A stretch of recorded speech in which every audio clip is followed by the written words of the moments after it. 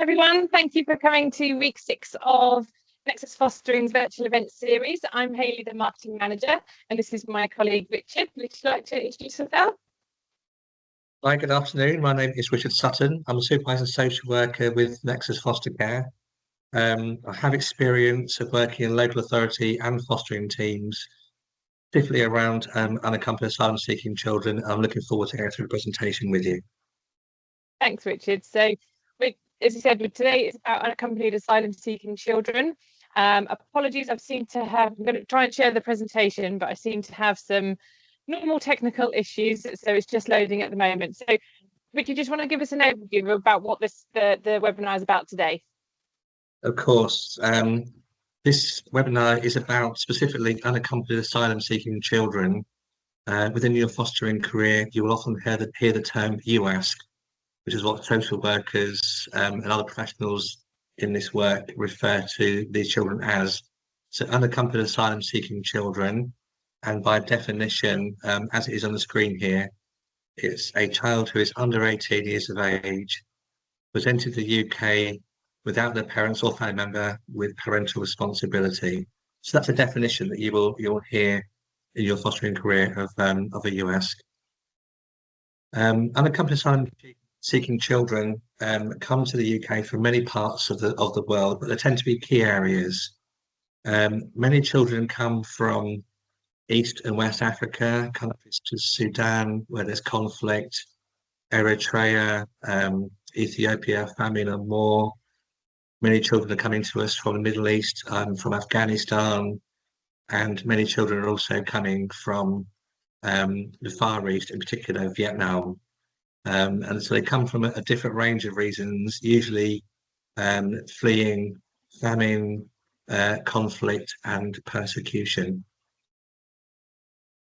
So we're just going to start with a video from this is our foster carer John, and he has fostered unaccompanied asylum-seeking children for a good few years. This is just one of his experiences that we wanted to start with, and then we can go into it in a bit more detail.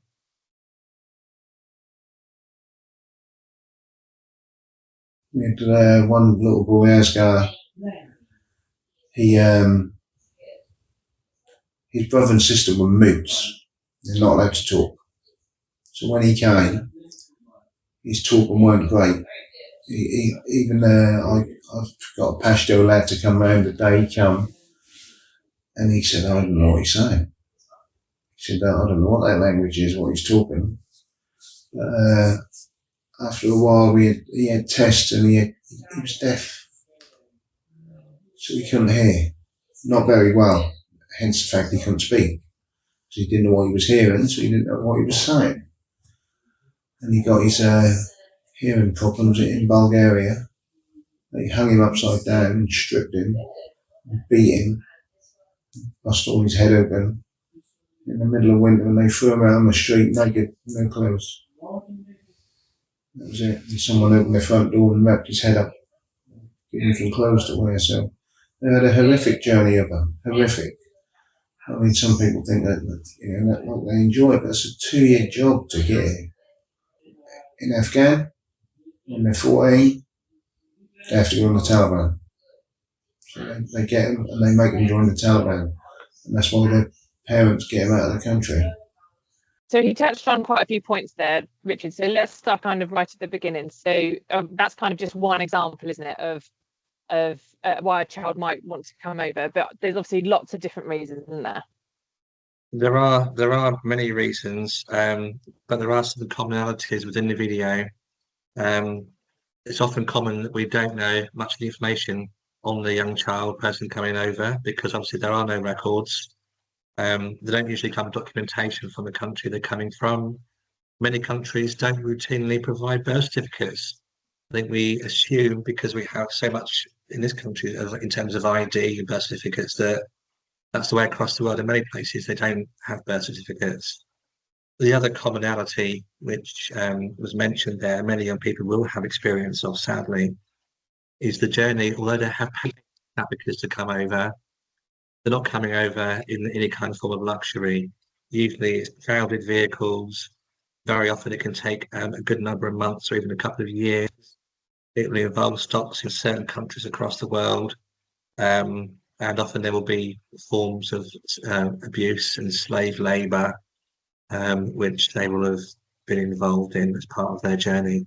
And as the carer quite rightly said there, it's not a journey it's not a fun journey, it's not an easy journey, it's often very, very traumatic. That's often not portrayed in the popular media. Popular media likes to show the people on the French coast and talks about it as being a problem.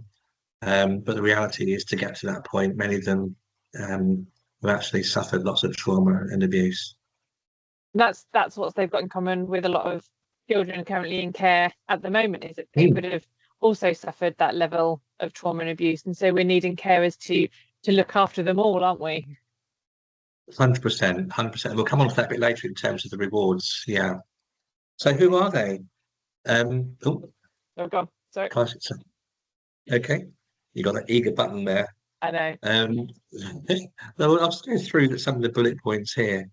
They are predominantly male. I've been a social worker with Nexus, as I said, for about a year and a half now. I qualified as a social worker back in 2010.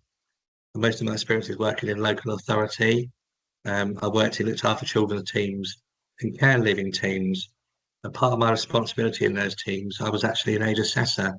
So I was a social worker that was responsible for determining the age of young people when they came to the UK, to then find out what sort of service they should have as a children's service or an adult service. So I got lots of experience working, obviously, firsthand with these young people, and they are predominantly male. I have worked with a handful of female unaccompanied asylum-seeking children over the years, but they are predominantly male. Very often, their families have paid traffickers very significant amounts of money to provide their child safe passage to a European country. And it often means for those families having to sell, part of the home, or they have to embark in sort of employment on behalf of the traffickers to pay that money back. It is a significant outlay for these people. As we touched on earlier, many US have travelled for many months before arriving in the UK. So, for example, if you're coming from Eritrea or Ethiopia, you'll probably have to travel through Sudan, which is a war-torn area, maybe Chad, again, very lawless, and Libya to get to the ports across the Mediterranean.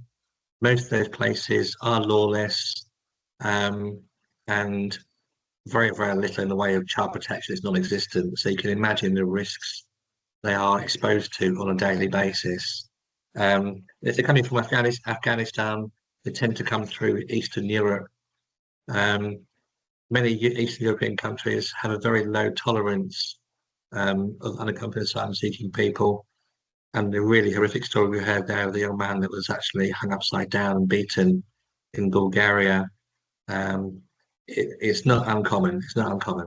So they have gone through a lot to get here. As you see here, there's a high chance they've been used for cheap labour, such as a building sites. That's very common. So probably working very, very long days, sleeping a few hours in very crowded rooms. That would be their experience. Again, as I touched on, there's also the possibility they've been abused emotionally, possibly sexually and physically during the journey. An interesting point here is most unaccompanied asylum-seeking children arrive in the UK hidden in large vehicles or on small boats, which we commonly know about. And many of them will also readily make themselves known to the authorities once they arrive in the UK, which is usually in Kent. So once they get across, they won't hide, they won't run, they tend to make themselves known to the local authorities in terms of the aim of that is to get support and care. And that's why they do that.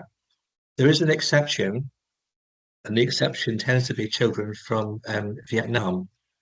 When they're smuggled into the UK, they don't tend to make themselves known to the local authorities and to the Home Office. It's a generalisation, but it generally seems to be true.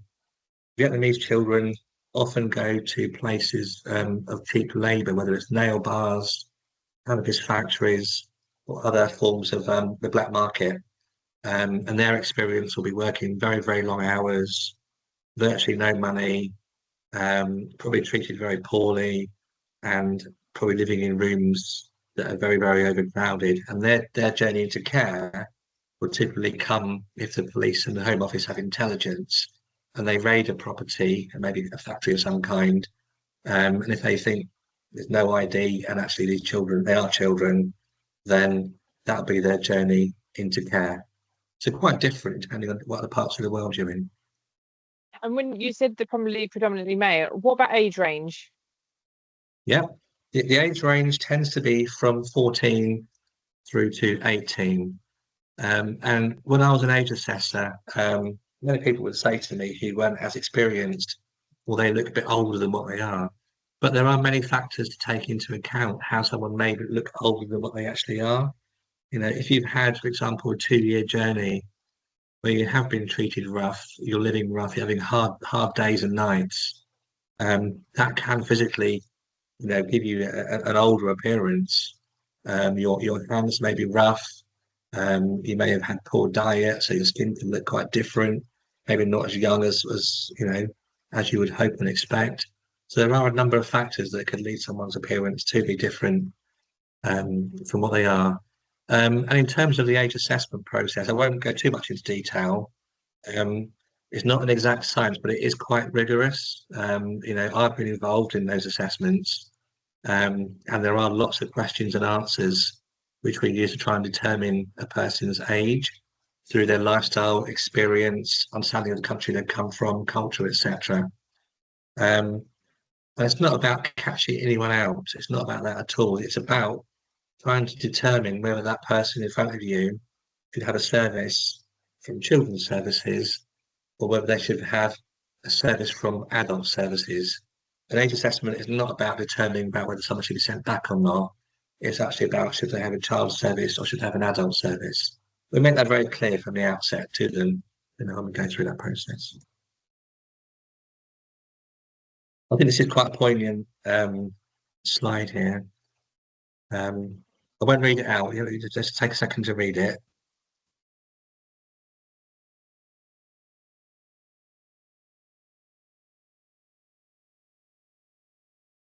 The example we had from our colleague, the foster carer, that is sadly not uncommon. Many of these children are used for slave labour, potentially sexual abuse. Also, and again, we don't know the figures, but it's very likely many young people who start out on the journey don't make it to their final destinations, and may be taken off for other purposes. And literally, there's no one that can do anything about it. You know, you think in this country we have the police, we've got social services, education, health, there's so many protective factors around the children in this country we take for granted. You're traveling in a lorry through different countries, you're being smuggled, you'll have no rights on that journey. And that journey is usually a train. What I mean by that is you may have a truck doing a journey once every 3 or 4 months. The next truck does a journey. So people would know and learn about these things. And these people can be you know, can be preyed upon. You know, there's no two ways about that. And that's why it's really important then a foster carer can come in at that point when they're over here, and they can then scoop them up and really look after them from that point in. It's massive. I mean, I've worked with quite a few foster carers, and I've been a social worker that looks after children who are US, and we come on to the rewards. The rewards are huge. So we can see that the slide here, the role of foster parent supporting US is very similar to that supporting many other children. So there are also many commonalities, providing a safe, warm, and welcoming home environment, something which they've not experienced possibly for a couple of years or more. So don't underestimate your role. Your role is really, really important and critical. And what you may just take for granted about having a home life, having safety, having warmth, knowing where the next meal is going to come from, knowing that once you've shut your door, you're safe. These things we don't even give a second thought about. For many of these children, it'll be a brand new experience and something many of them are very, very grateful for. Okay.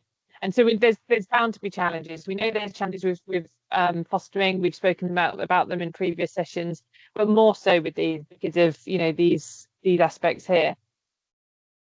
Yeah, you know, communication, I guess, is an obvious one. And some of the foster carers that I work with who are first time supporting US often say to me, I'm a little bit worried about communication, but actually we work our way through usually very quickly.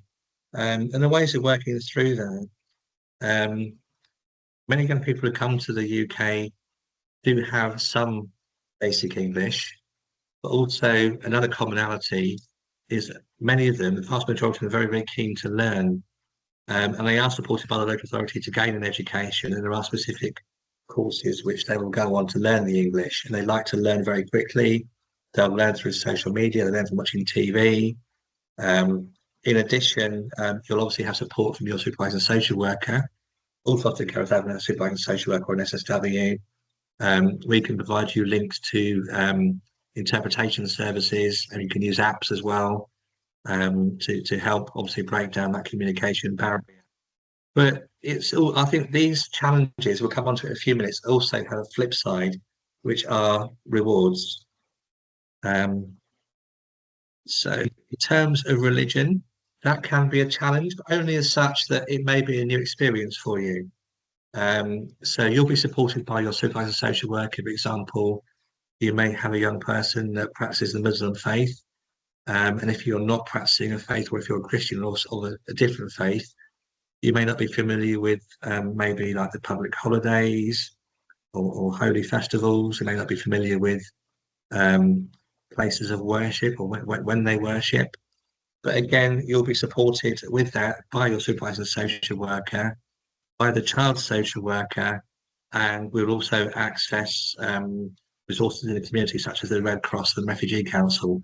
For many of the foster carers I work with, this has been a fantastic learning curve for them. They really enjoyed learning about the other cultures that these young people bring with them. Food, that's another one. Yeah, that's again very much part of different cultures. At first, you may be thinking, "Oh gosh, I don't know anything about halal food or this kind of diet or that kind of diet." But again, you'll be supported by the child social worker and your social worker in preparation. Not just you won't just be thrown at the deep end. There'll be some preparation. You'll be advised about meals, shops in the area where you can buy certain foods. And also, it's a wonderful opportunity to work alongside the young person who's coming to your care, because they may well be experienced in helping to prepare meals. They can go shopping with you, look for the ingredients, and actually help prepare the meals and show you how some of the meals are made, which is a great way to build relationships. Definitely. Family contact is a big challenge. It's one that, as social workers and foster carers, we try to promote. It can be very, very difficult, family contact. I'll give you an example. Like many of the young people we have are fleeing Afghanistan, as our carer mentioned, and they're fleeing the Taliban in particular.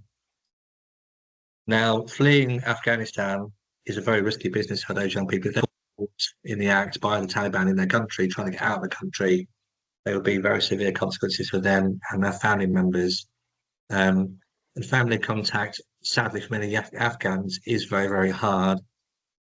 We would normally use the Red Cross. They're fantastic at tracing family members right across the world, and we can do that. We're supported to learn that. The barrier for young people in Afghanistan is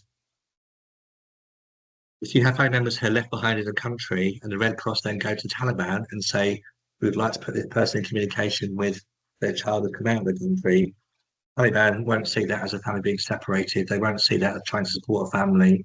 They will view that as undermining their position, and there will be quite severe consequences for the family members that are left behind. So sadly, in that example with Afghans, very rarely do we actually establish contact with people in their own country. That usually isn't news to them. The young people coming back from Afghanistan will have some understanding of that when on their journey. But what we try to do is network. We network with other young people, maybe from Afghanistan, so they can build up those kind of networks, which they need to have. But children from other countries, the Red Cross work really well. You'll be guided by your SSW in working with the Red Cross, and again, it's a really wonderful learning experience. And it's just so when we were talking to when I interviewed John, the carer who we saw the video earlier, he said that they used like the cards with kind of pictures on, that they, it's easy to kind of communicate that way of, food or toilet or school or those kind of things. So they use lots of picture cards. And he said that they take them to the supermarket, and the children that they've got all cook a breakfast. So they cook their own speciality breakfast, and so they all come together and they're all in. It's like it's a family tradition now, is that they do the Saturday breakfast. And it's really lovely to hear that, you know, he's learning so much. You know, him and his family, him and his wife, they're learning so much, and the support that they're giving other carers. I think it's important to know that, you know, you wouldn't be on your own, and we have lots of carers in the same position, and that's where the support groups come into play. You know, WhatsApp groups, going for coffees, those kind of hints and tips that you get from other foster carers in your support network is really important, isn't it? Very important. And I think many of the foster carers I work with are now specifically asking me or actively taking referrals for UASCs. Okay. So the rewards, there's a few here, and really they're the flip side of what we talked about, the challenges. I think the challenges do have the flip side. The flip side are rewards. So we've just touched on here, preparing meals that were not familiar to me, and finding the shops to buy them from. That's an amazing reward because you're learning about your own community, places you may not have been before, some of the shops you might not have been into. And again, it's a great way to actually take the young person with you, and they get to know confidence in going to some of the shops themselves. And it's a learning experience.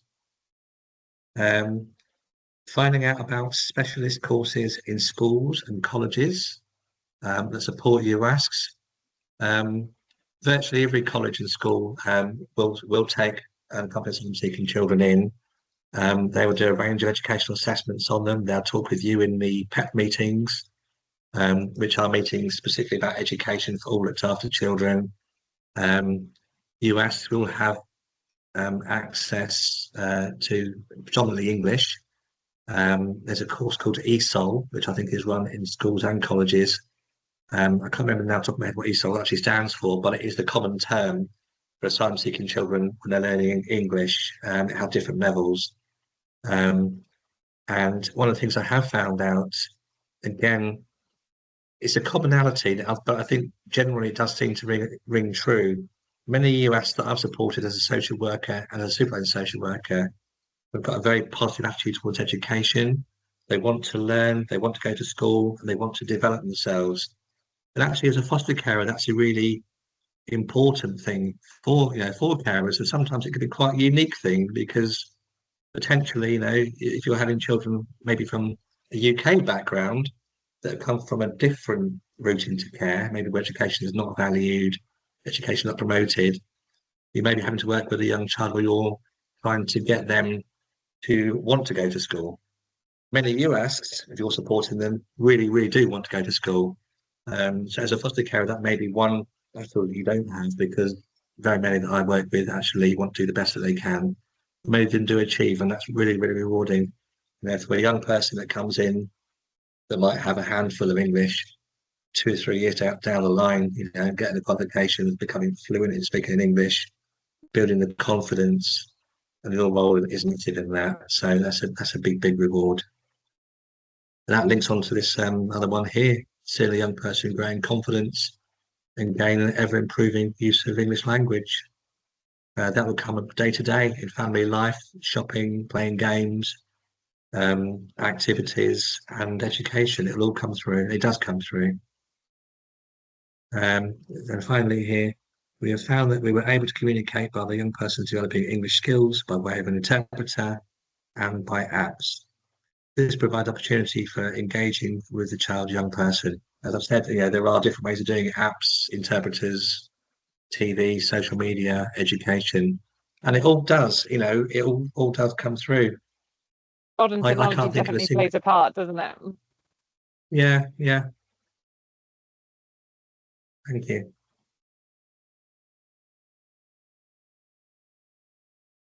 And then these are the other so the other side, Richard. So about the Home Office, I think is really important. What's the process with the Home Office? Yes, foster carer's role is key in supporting with the Home Office process. The Home Office will determine whether they've got right to remain in the UK. So your role as a foster carer will be supporting the children to have appointments with their solicitors. Solicitors are usually found by the child social worker, and obviously they'll sit down with you as their foster carer and the young person and look at dates that are mutually convenient, and you'll be asked to accompany them to a solicitor's office. The solicitor will start putting a case together for why they should stay in the United Kingdom, and that case will then go to the Home Office. The Home Office, I think, is based in London. Um, it varies. Sometimes foster carers are asked to go along, but very often it's usually the child social worker that will take them for the key appointments. But your role as a foster carer is obviously helping to support them, get ready on the day, listen to their thoughts and feelings. If they've got any concerns or fears, then obviously try to allay those fears. But if you haven't got the answers, your role could be, for example, to say, look, what are your questions? I can contact your social worker and give them a call, and they can know in advance in the meeting what you would like to say. So you will be involved in the preparation, support them in person. Again, it's a good learning curve for you. You would not be expected to know everything before you start the role. Much of this is learning as you go along. And that is part of the fun and part of the enjoyment because you're supported through it. It's a good learning curve. Yeah, we talked about education. That's actually a really important point. And also supporting young unaccompanied asylum-seeking children to make a successful transition even to independent living at 18. Social workers supporting children at 8 to 18, whether they're US, whether they're from the UK, have a similar process. It starts off as a care plan when they will assess the child's needs and how those needs are met, usually by other people. Around about the age of 16, a care plan changes to a pathway plan, which again, the child social worker has to assess the child's needs and how those needs can be met.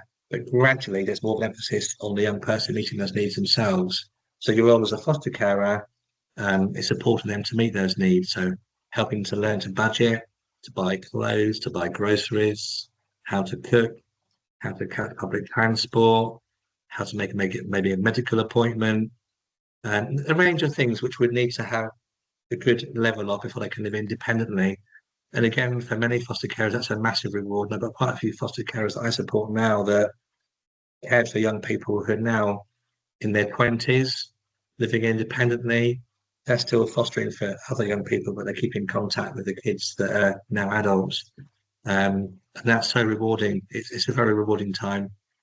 I can't recommend that enough, actually, because I've had so many good reports on it. So we're going to share another clip from John. So he's just going to explain a bit about how he prepares for having an unaccompanied asylum-seeking child come to his home.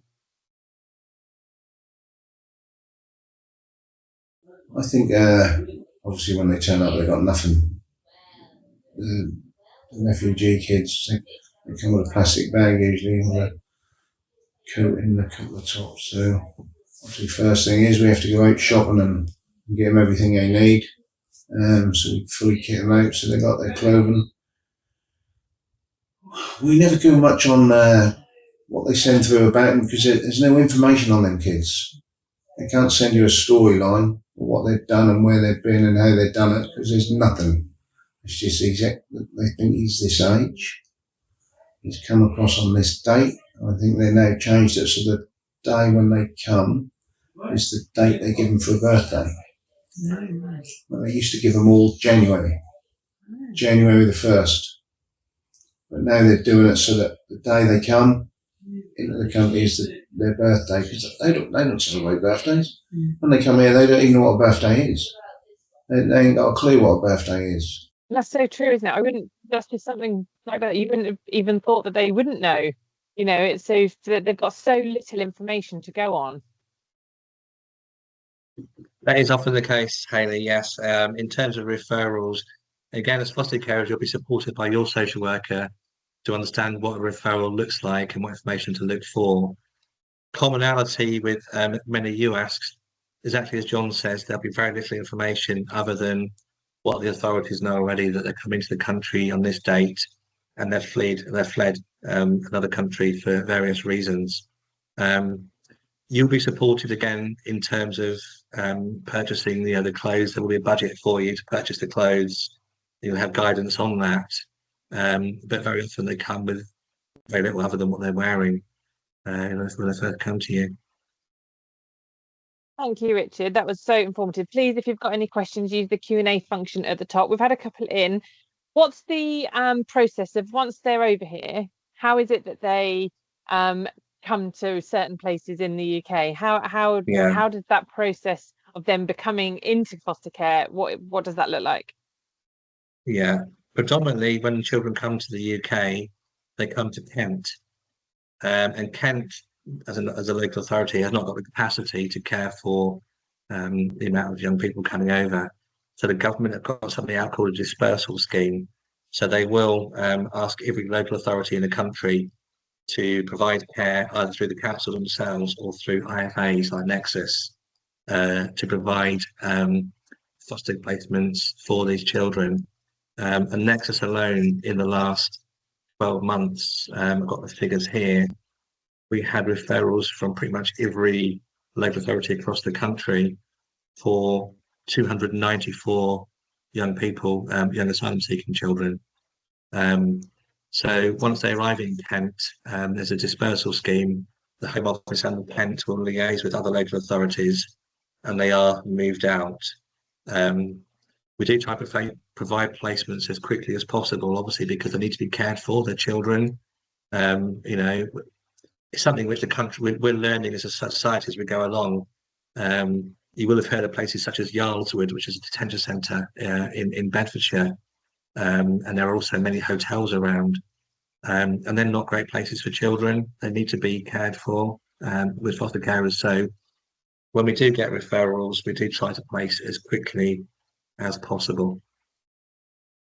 Do people need any particular skills to become a foster carer for these children? I think many of the skills that you have as a generic foster carer are completely transferable. It's about, as we touched earlier, some of the things we think are basic are not basic for these people. Allowing the young person into your house, providing safety, security, making yourself emotionally available. So if they're ready to talk with you, you can talk with them, be a listening ear, being an advocate for them.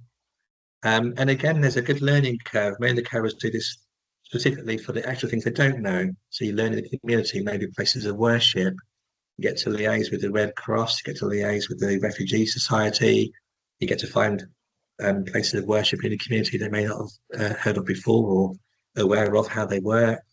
Maybe certain shops which you might not have been in before. So really curiosity, willingness to learn, empathy is a big one, and also giving out love and affection. You know, it is those traits, and they'll be fine. You'll be fine. It can be overwhelming, and I think there's a lot of information to take on board. Yes. And you know, obviously, you know, we know that the rewards outweigh the challenges, but people are going to be absolutely It's taken me 13 years to get here. People are bound to be worried about the challenges that we Yeah. spoke of earlier. What support does Nexus Fostering provide for people to feel comfortable enough to want to, you know, make an inquiry and to foster these children? Yeah, there's a range of support.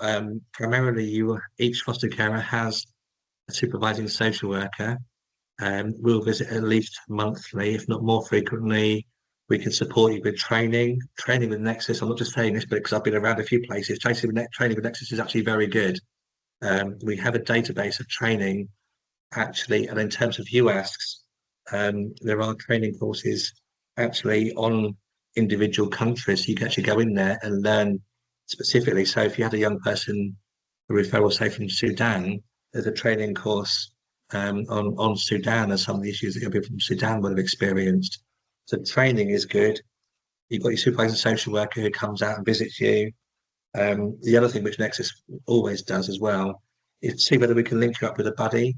So if we've got another more experienced foster carer that's got experiences that could help and support you, we could link you up and you can network and just call each other informally. And we also have community resources. I touched on the Red Cross and the Refugee Council. You know, they're great places of learning. And also, you know, the young person themselves, they may be quite willing to sit down and talk with you about the country they come from and a bit about the history of the country and the culture. I've done that a lot, and it's a great learning curve for me, and it's a great way of bonding, actually building a relationship. So there's a range of different supports from formal to informal, and my role as an SSW is to help you have access to all of those. Thank you, Richard. And I think the main point of today is, although, we watch the news and we see lots of people coming across, I think it's definitely just thinking a bit more in depth about where they've come from, what they might have experienced, and why they're wanting to come over. And I think if somebody, as you say, is willing to learn, is willing to support them, just the good that you can do to these children is priceless, isn't it? It's so rewarding. It's so rewarding. I know I've been in social work and one from another since 1990. And in different social work teams, local authority and IFAs, and I've thoroughly enjoyed, really enjoyed working with unaccompanied asylum-seeking children. From doing age assessments to being their social worker, supporting foster carers, looking after them. I've done all the different roles, and I find it rewarding, and I'm more than happy to obviously come today and share, some of my enthusiasm, hopefully. Thank with you. people today. So if anybody is interested, obviously there's our contact details. Please just give us a call. Nikki and Kirsten, our fostering advisors, are ready to answer your questions. The website has lots of information about other types of fostering. Next week, week 7, is our head of education, Andy. He's going to be doing a session all about education, funnily enough. So he works with children of all ages, post 16 as well, anything to do with exams, virtual homeschooling, how you as a foster carer can help children through education. It's kind of both sides, as in a school is a safe place for a lot of people. It's also where they struggle. So he's here to give you some hints and tips on how to provide them with the support that they need. And then week 8, it's our last week. So the following week is we've got 2 members of staff. One grew up in a fostering family and the other grew up in care herself. So we've got both sides of the system there, just giving their experiences and their advice on being in a fostering family and how is it that you can help. So thank you everyone for joining. We appreciate you being here and we look forward to seeing you next week. Thank you, Richard. Thank you. Bye-bye.